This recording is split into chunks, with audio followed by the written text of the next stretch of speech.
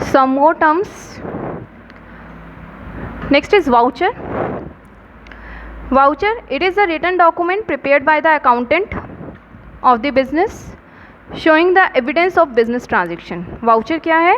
एक written document है जो कि business का accountant ही prepare करेगा, ठीक है, और किसकी बेसिस पे ये शो करेगा, किसकी बेसिस पे? सोर्स डॉक्यूमेंट के बेसिस पे, कि आज मैंने इतने का कैश ट्रांजैक्शन की, इतने की क्रेडिट ट्रांजैक्शन की, इतना मनी मैंने बैंक में डिपॉजिट किया, या चेक के थ्रू मैंने इतना विड्रॉ किया, या मैंने चेक अपने कस्टमर से रिसीव किया. So on the basis of these source document when the accountant prepared some written document that is to be known as voucher, and this is only for evidence of the business transaction.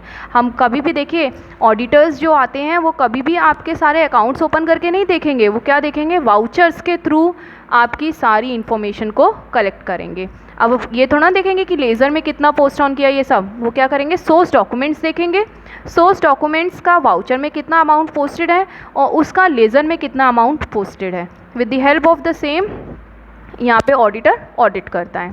Entity, accounts की terminology में हम एक business unit को जो कि deal करती है goods में, उसे हम टर्म देते हैं entity. Entry, recording of each transaction in the books of accounts are called entry. Books of accounts क्या होते हैं? जर्नल, लेजर, ठीक है, where the entries are recorded, means financial transactions are recorded, that is to be known as books of account. जहाँ हम इनको record करते हैं that is to be known as entry. Bad debts, देखिए debtor बताया था मैंने आपको. डेटर क्या होता है? जिनको हम गुड्स जो है क्रेडिट पे सेल करते हैं, ठीक है. क्लियर बेटा? आपको मैंने एक रूल और बताया था कि क्रेडिट डेटर जो होता है उसका टाइम स्पेसिफाई नहीं होता है. क्लियर है? नाउ अब मुझे कुछ टाइम बाद ये पता चले कि वो जो डेटर था उससे कुछ अमाउंट इररिकवरेबल है. क्यों? हो सकता है उसका एक्सीडेंट हो गया हो, वो बिज़नेस में कुछ डील ही नहीं कर पा रहा, बिजनेस शॉप बंद चल रही है. हो सकता है उसकी डेथ हो गई हो सकता है वो इंसॉल्वेंट डिक्लेयर हो गया हो, ठीक है.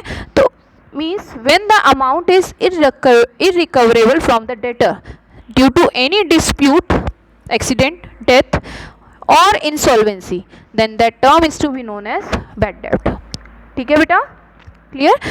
Solvent, when a debtor is in the position to make full payment of the debt, then that person is to be known as solvent person.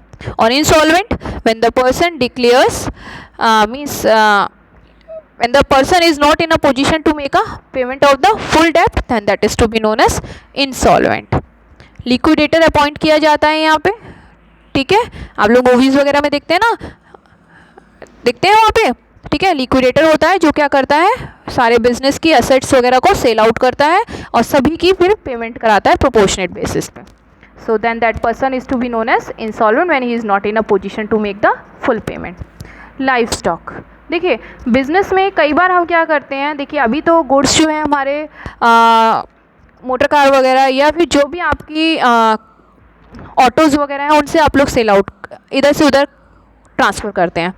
But अगर हम राजस्थान जैसे एरिया में जाएं तो जहाँ पे आपका डेजर्ट एरिया है वहाँ पे आपके ऑटो वगैरह नहीं चलेंगे जो आपके गुड्स को डिलीवर कर सकें.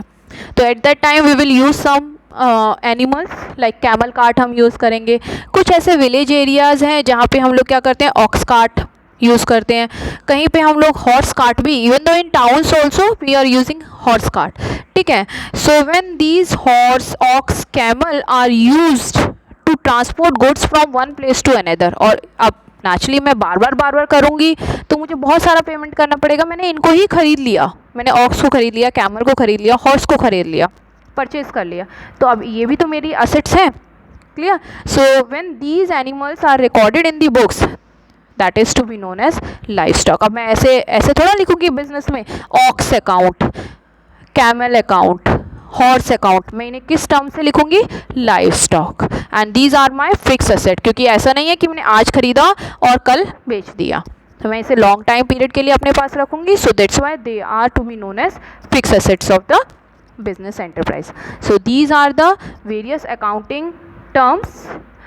Learn the same because it is most important from the accountancy point of view and prepare the notes for the same.